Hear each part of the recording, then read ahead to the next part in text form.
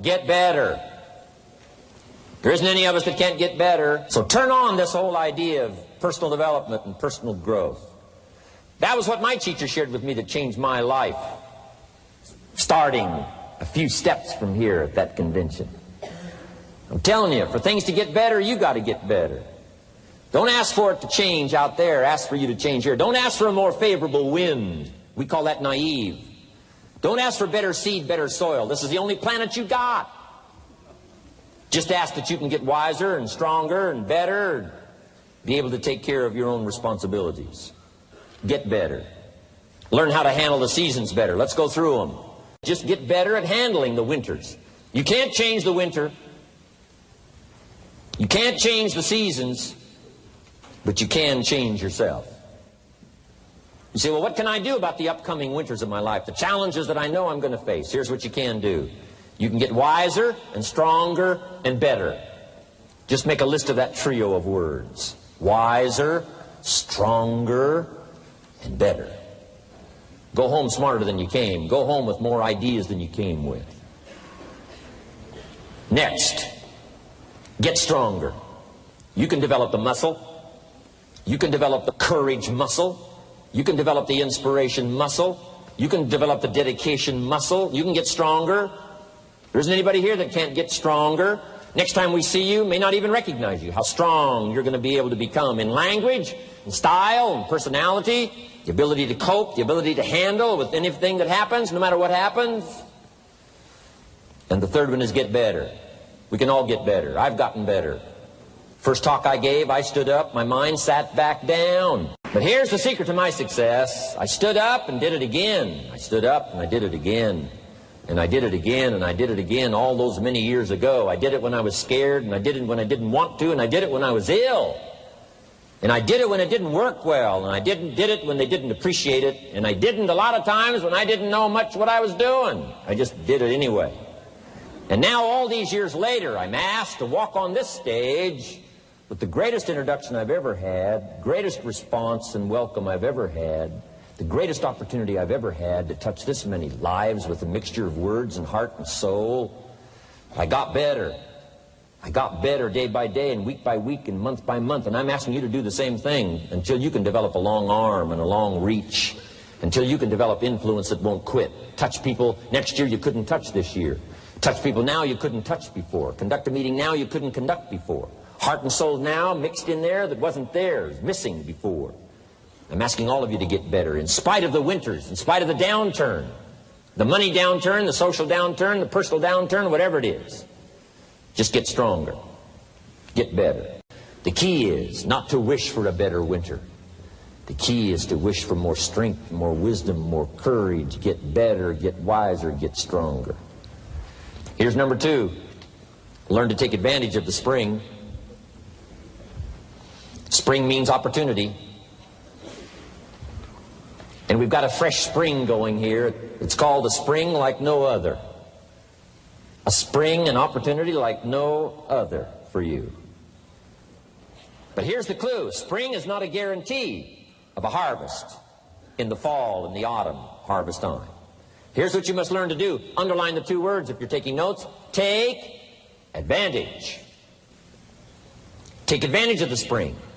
Don't just be faked out by the spring because the nice weather has come and looks like everything is going to be a lot better. The winter's finally passed, the spring is here. I'm telling you, that's not going to do it for you. Just because the spring is here, it's not going to do it for you. You got to seize it with your own 2 hands and take advantage. Read the books.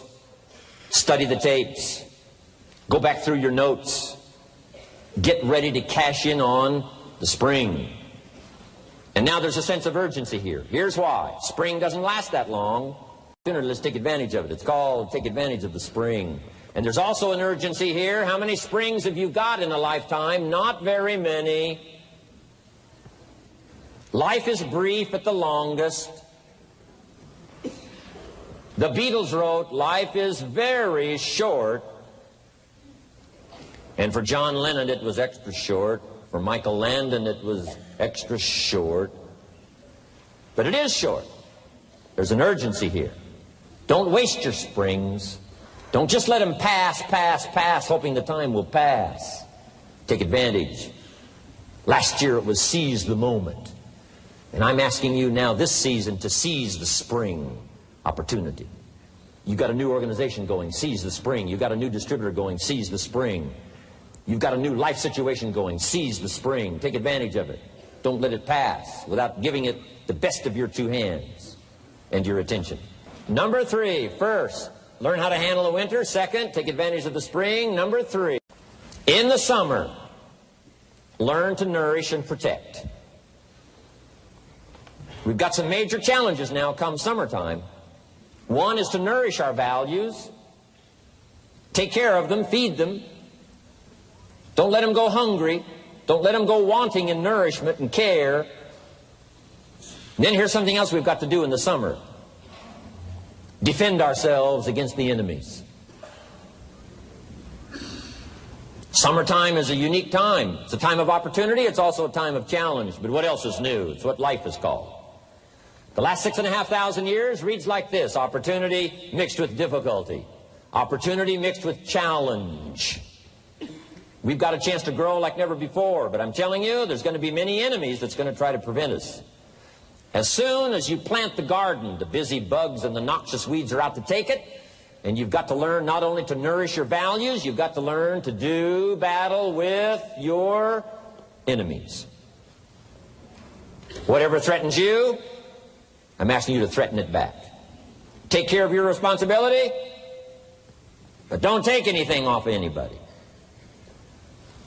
Somebody wants to destroy your chances for a good future by their negative talk, negative thinking, putting it all down. I'm telling you, walk away if you have to. Walk away.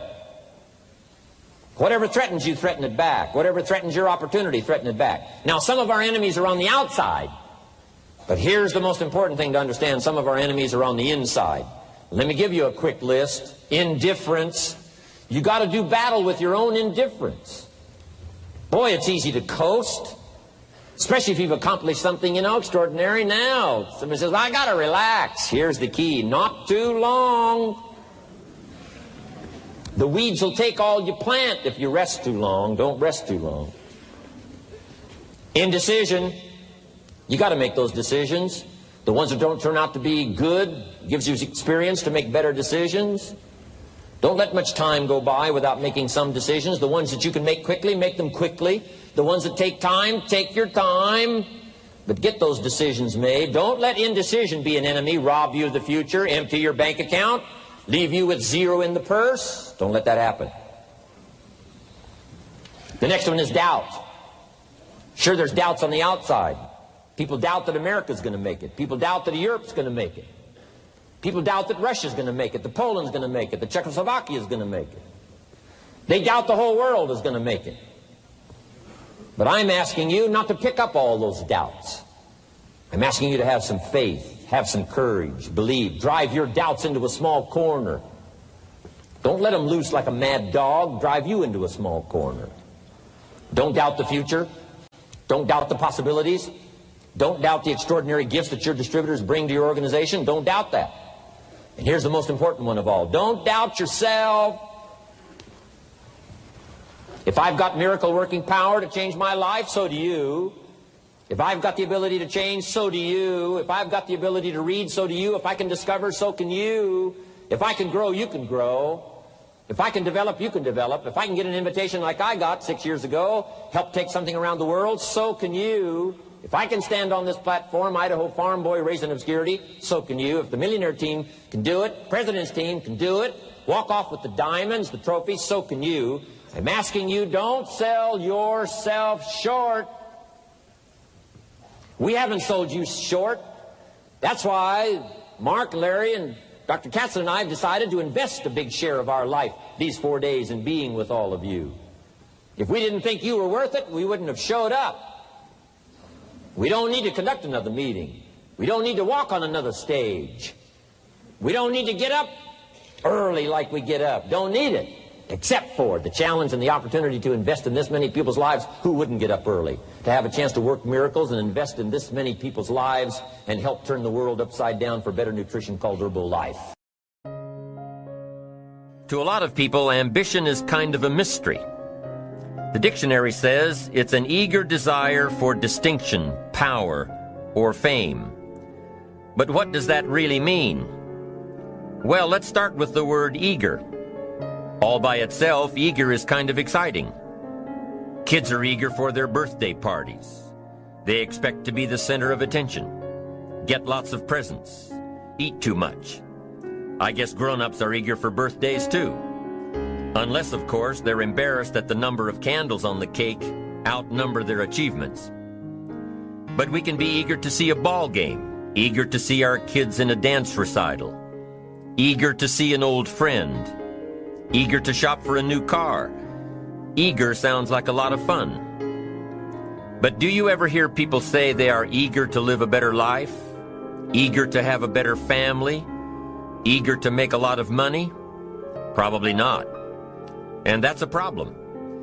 Because how I see it, living a better life, having a better family, and making a lot of money takes an eager desire. We have the remarkable ability to get exactly what we must have. But there is a difference between wishes and desires. We've all heard people say, "Oh, I wish I could just drop 5 pounds. I want to be a little lighter." And we've probably said it ourselves, especially after a big holiday dinner of turkey and homemade pie and every other thing we can possibly stuff ourselves with in one 8-hour period of time. And even though we may wish we could breathe a little easier in our clothing, we have to have the desire to exercise a little more and eat a little less. The "I wish I could lose weight" has to become, "I have the eager desire to lose weight." I'm also sure you've heard people talk about wishing they had more money to pay the bills, or take a vacation, or just to take a little pressure off of life. But before their lifestyle can change, their wish needs to become a desire. If they really desired change, they wouldn't spend their evenings just watching TV and wishing they were doing something more. The backbone of an eager desire to change is discipline. True ambition is disciplined, eager desire. It's that little part within us that says, if I want to be ready for that meeting tomorrow, I need to finish preparing for it today. If I want to make sure I can pay for my kids' college education, I need to start saving today. If I want a better life tomorrow, I need to start working on it today. Ambition is a minute-by-minute, day-by-day mentality. To have the ambition to work towards a better family life, a newer car, a bigger house, a financially secure future, you have to live it every moment. If living a successful life was easy, I'm sure more people would be successful. If just being ambitious was enough, I'm sure all of the broke and perplexed people in the world wouldn't be broke and perplexed. While most people spend most of their lives struggling to earn a living, a much smaller number seem to have everything going their way. Instead of just earning a living, the smaller group is busily working at building and enjoying a fortune. Everything just seems to work out for them. And here sits the much larger group, wondering in awe on how life can be so unfair, complicated, and unjust. So what's the major difference between the little group with so much and the larger group with so little? Despite all the factors that affect our lives, like the kind of parents we have, the schools we attended, the part of the country we grew up in, none has as much potential power for doing good as the ability to dream. Dreams are a projection of the kind of life we want to lead. Dreams can drive you. Dreams can make you skip over obstacles. When we allow our dreams to pull us, they unleash a creative force that can overpower everything in our way. To unleash this power, though, your dreams must be well defined. A fuzzy future has little pull power. Well-defined dreams are not fuzzy. Wishes are fuzzy. To really achieve your dreams, to really have your future plans pull you, your dreams must be vivid. One of of the issues Mr. James dealt with in his lifetime was, what does it mean to be a success, a significant person? After years of pondering this question, William James described success as a combination of two things. Number one, an inner ideal which is followed persistently with courage. And number two, outer achievement related to that ideal. Let's go back to number one, an inner ideal which is followed persistently with courage. I take that to mean defining a goal and having the resolve to complete it. No matter what, I'll do it or die. Promise yourself you'll read the books until your skills change. Go to the seminars until you get a handle on it. Do it until it makes sense. Practice it until you've got it right. Don't give up until you get where you want to be, however long that is. Step by step, piece by piece, book by book, seminar by seminar, do it until. Go for it. Until is a very important word. It's magic. It means that you'll never give up. Don't miss the chance to grow, to pay the price. Until you learn, change, grow. You'll discover some of life's great treasures when you pay that price. William James' second part to success dealt with the outer achievement related to that ideal. You need both aspects to really be a success. But what Dr. James realized about his philosophy of success was that the first part is indeed more important than the second. Going for it. As long as you're working toward your inner goal, your dream, then success is possible. But once you give up your inner vision, then you can never become successful. You never will become successful. Until doesn't even matter. Now, maybe the person who's been working on a project for 10 years can be successful in his own right, if he's honestly working toward it, doing everything to make himself worthy of reaching the dream, really happy with where he is, doing it until.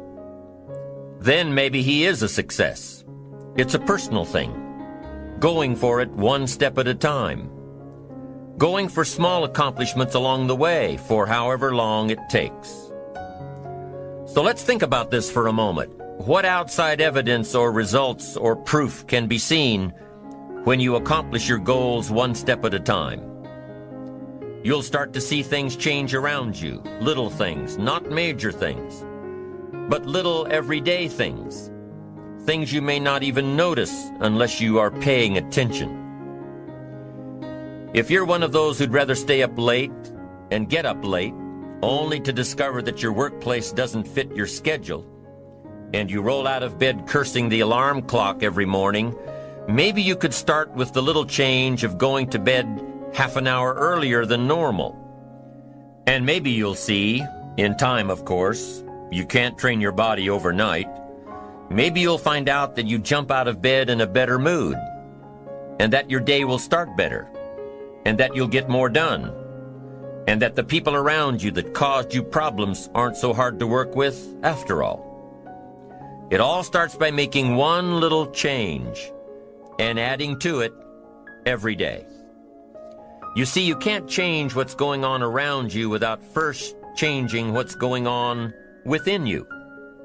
Start changing how you look at mornings, and sure enough, people will start changing how they look at you.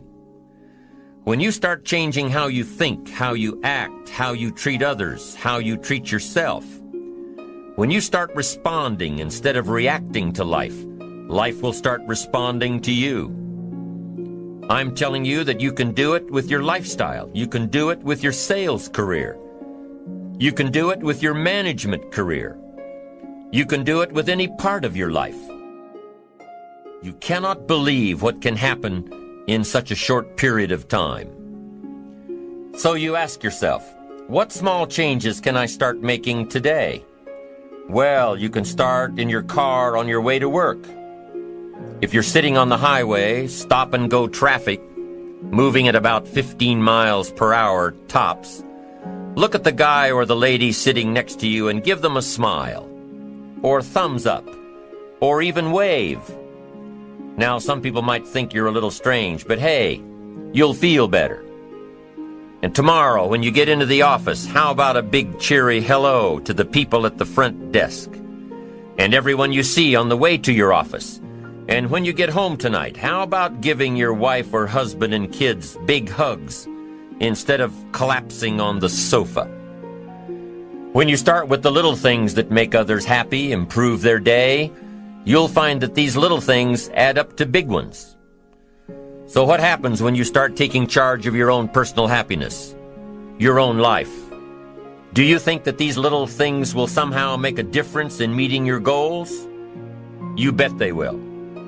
You can't do it alone. You can't be successful by yourself. It's hard to find a rich hermit, you know. The ambitious person realizes that each of us needs all of us. You all by yourself may have finalized the company's marketing plan, or finished up the sales projections, or even wrote the mission statement for the year to come. Even if you did this all by yourself, you really had the help of all of those around you who tolerated and supported your need to be undisturbed, or provided service to you during the project. Maybe you should thank those people every once in a while with a dinner certificate or a bouquet of flowers. After all, without your support team, you probably wouldn't be where you are today. You can't be successful by yourself, so thank them. Thank those around you, and let them know just how important they are to you. Be it your office personnel or your family or your friends, a thank you sure goes a long way. You don't have to worry about the winds that will most certainly blow around you, the obstacles, the negativity that will stand in your way. You don't have to worry about what other people will say. You just have to keep your mind on your course. Those winds may blow fast and furious, but if you know your path, if you know where you are going, they will help push you toward the dreams and goals and treasures that you have already decided you're going after. Your goals will push you forward, ahead of the stormy weather. There are some amazing people around that we can learn from today, people who have already braved the storms and come out on top. People who are still alive today. People who started with nothing and ended up with something great. Famous people, not so famous people. Maybe even people you know, but don't know their stories. People who had an early vision and ambition. People who turned their focused dreams into the reality of success. One of my friends tells this story about her dad. She thinks he's cheap. She gives him a hard time every time they go to one of those all-you-can-eat places, because he eats all he can eat, until he can't move, until he needs to take something for indigestion. But she knows where he came from, his history, and understands just why he is the way he is. He eats all he can eat because he was raised in an orphanage, a place where you had to grab all you could or you'd be hungry. But the real story behind her father is that he made himself a millionaire with nothing more than a dream. He watched his own father drown when he was 4, was taken away from his mother a few years later and put into an orphanage because he was so bad. Raised by other people, strangers. After growing up in foster homes, he decided to go out on his own. He barely finished high school, but he found a job as a vacuum cleaner salesman. He did well, really well. But the woman he loved didn't want to marry a vacuum cleaner salesman, and he really didn't want to be one. So he went to college, went on to medical school, prospered, really prospered, led a tremendously successful life as a radiologist, and is now retired, goes fishing, rides his Harley. Stories of success are all around us, everywhere. Take the time to talk to these people or read their stories. You might learn something, You might find out that they have already traveled the path you are now on. Many of these people have written books on their journeys. These books tell the stories and give the secrets that we can all learn from. Let's say you decided to take a trip, just a short one, maybe for a weekend. Let's say you want to go away to a place you've never been before. Wouldn't you want to find someone who had been there? Ask them a few questions? What's the best way to get there? The safest route? The quickest route? What do I need to bring to be totally prepared? What fun things should I look for on the way? What dangers do I need to avoid? By talking with someone who has already been there, it'll make your trip that much more enjoyable. It's the same thing with life. By listening to those who are farther along in the journey you are interested in taking, and learning from their successes and failures, you just might pick up something that will make your journey that much better. Listening to the stories of others can be motivating, captivating. They can provide that extra push you've been looking for. They can demonstrate what the power of ambition is truly all about. They've been there. Their knowledge is valuable. And when you use that knowledge and motivation to take action, you'll gain momentum. Eventually, you will find that the key to motivation, true motivation, is right there inside you. You won't have to look elsewhere to get pumped up, turned on, charged up. With the right knowledge behind you, you will learn how to motivate yourself. With the right knowledge, you will find yourself becoming inspired on your own. And in order to move forward, you must be motivated, inspired, ambitious. You must have dreams and goals that create ambition. Good ambition, positive ambition. Now, ambition does not mean being greedy. It does not mean being selfish. It does not mean getting ahead at the expense of others. Ambition is not greed. Ambition is not avarice, an all-consuming desire for wealth. Ambition is not hoping you can win at the expense of others. Do you suppose Judas was ambitious? He ended up with 30 pieces of silver, a fortune in those days. Was Judas successful because he had all that money? No, Judas sold out. Was Judas happy when it was all over with? No. The money didn't make him happy. What he did to get the money certainly didn't make him happy. What Judas became in the pursuit of his fortune caused him to end his own life. What drove him was not ambition. Ambition is not greed. Ambition is an eager desire to achieve, an eager desire to get ahead in life, to do more for your family, to prosper in health, wealth, and relationships.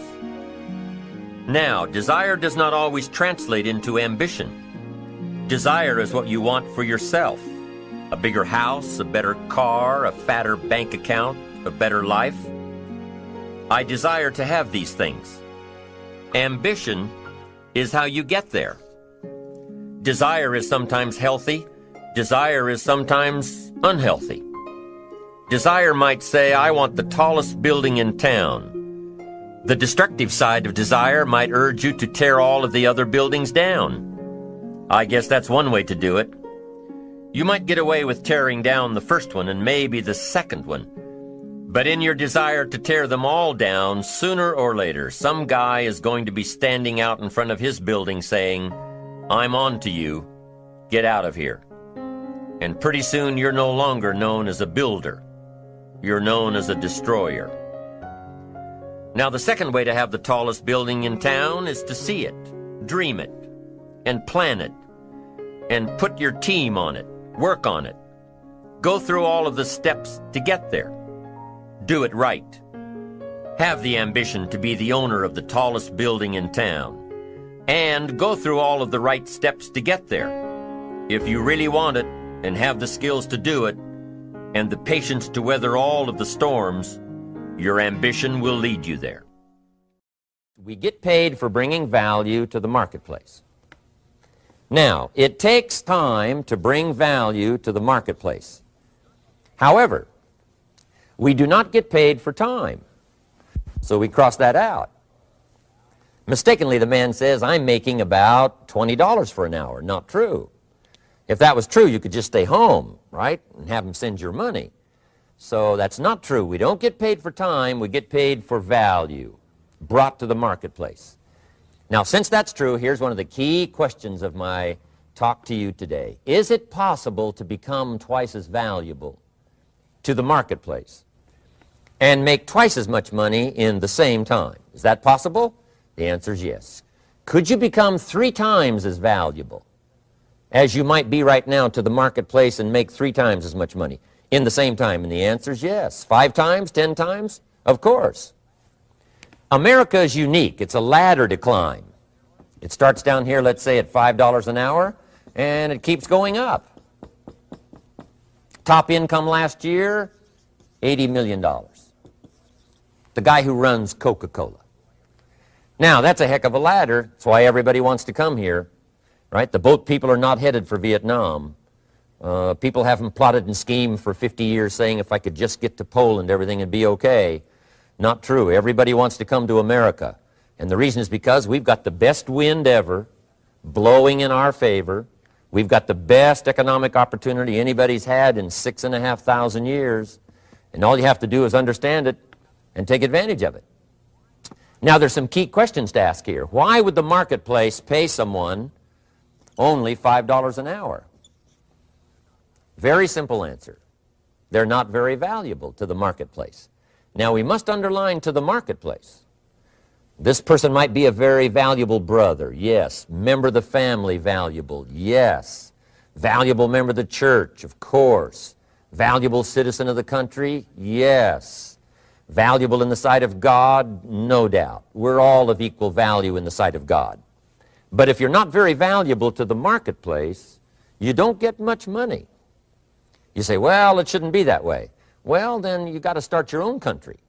You know, this one's been in process for 200 years, and this is the best we've been able to come up with so far. But here's the key. You don't have to stay here. Now, there was a big debate in Congress last year that this $5 was not enough, should be 6, should be 6, should be 6. But we don't need legislation. 6 is already on this ladder. The next step up. You know, if you work for McDonald's, they'll pay you $5 an hour to take out the trash. If you whistle while you take out the trash, they'll pay you $6 an hour. So we don't need that legislation. You just need to take lessons on how to whistle. Have a good attitude. Now, as you begin to climb this ladder, why would the marketplace pay some people $50 an hour? Answer, evidently, they must be more valuable to the marketplace. 10 times more valuable. And is that possible for someone to be 10 times more valuable and earn $50 an hour instead of 5? And the answer is yes. That's what America is all about. Now, why would the marketplace pay some people $500 an hour? Evidently, this person must be much more valuable to the marketplace. That's what's important to understand, to the marketplace.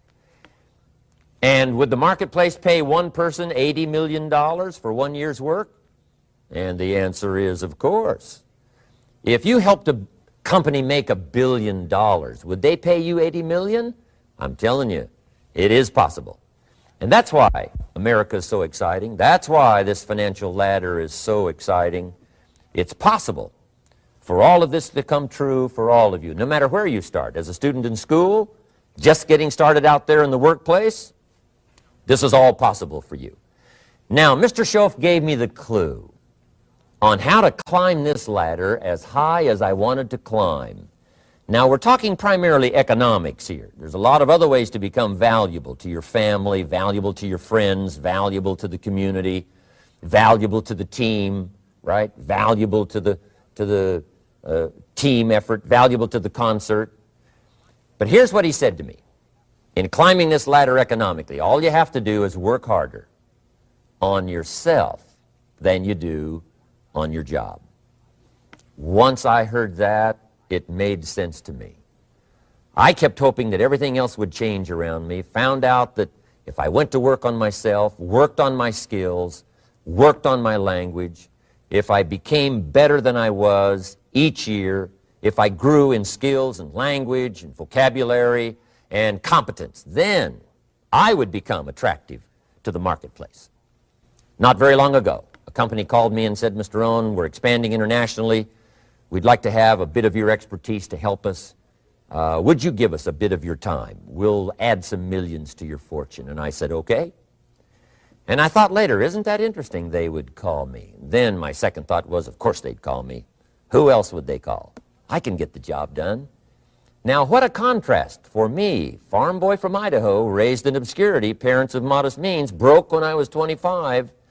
How come I would get a telephone call and someone offer me a lot of money to help them in expanding around the world? Simple answer, evidently. Something happened to me between age 25 and where I am today. And I can tell you where it all started. From my teacher, Mr. Schoaf, who said to me, we don't have to change what's going on out there. That's the wind that's blowing. All we have to do is change what's going on in here. And now there's several ways to do that on personal development. And let me give you those ways. Here's the first one. We must learn from personal experience. Pretty simple. Learn from what happens to you. Take a look back over the last few months. Did you make some mistakes? How could you correct those for the future? Take a look back over the last year. Have you done it right or done it wrong? Let's correct it for the next year. Learn from your personal experience. Mr. Schoaf asked me when I first met him, he said, Mr. Rohn, how are you doing? You've been out there now 6 years. And I said, I'm not doing very well. He said, I suggest you not do that anymore. What a simple, swift analysis to my situation. He said, if you keep doing it, the next 6 years will be like the last 6. You don't want that to happen. Let's make the changes. So learn from your personal experience. Now here's number 2, why I came to share this video experience with you today. And that, I call it OPE, other people's experiences. That's me, other people.